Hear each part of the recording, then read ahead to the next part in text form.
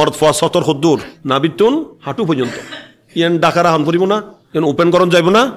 N কি বাথরুমত গেলে পাখানা ফসরাব গতি বইল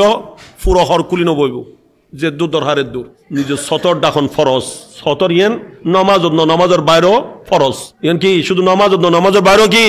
ফরজ আর মাইফা সতর আগাগোড়া হন না মাইফা সতর আগাগোড়া মাইফা চেহারা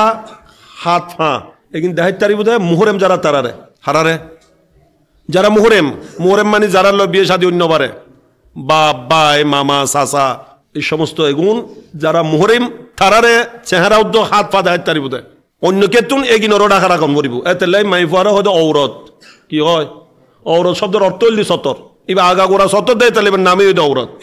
উর্দুত কি হয় ঔরত হয় দেন না ঔরত কিলে হয় দেয় ঔরত হয় দেবে আগাগোড়া সতর দেয়